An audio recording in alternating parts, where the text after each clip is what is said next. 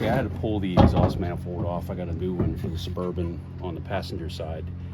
I had a leak here. I kind of knew one of the studs was broken off, and one of them was. And I bought a new manifold from Dorman, actually from Amazon, but it was a Dorman part. And it was actually a really excellent part. Some of this stuff is hit and miss, as we know. But I'd say the exhaust manifold was really quality. It came with the gaskets for the head. It came with 2 donuts for different applications. Came with all the studs, this type of stud, with the springs and the nuts and everything. Pretty impressive. It was actually a pretty nice piece. But this is the original one.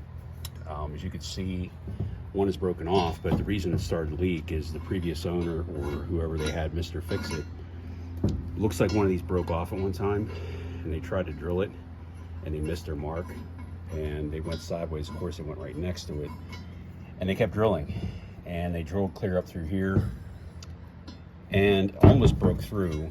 You can see where maybe just a little bit, you can see that, a little bit of white. It's hard to see, it's right here, where the casting got really hot in that thin wall. I'm surprised they didn't break through.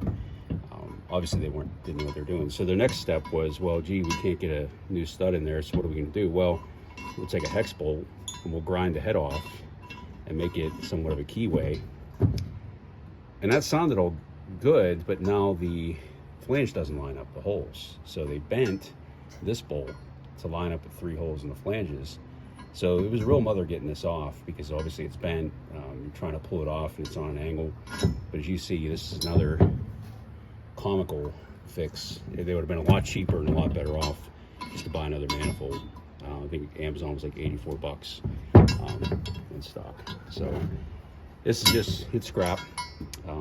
This is the kind of stuff you run into. And had you taken this to a muffler shop, I'm not saying they would have rigged it, but let's just say they probably would have just said, hey, you know what, if the scrupulous one would have said, hey, you need a new manifold, and an unscrupulous one would have just rigged this again and made it work.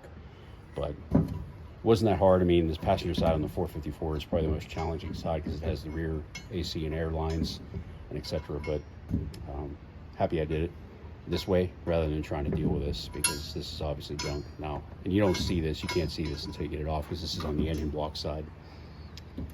Anyway, thanks for watching.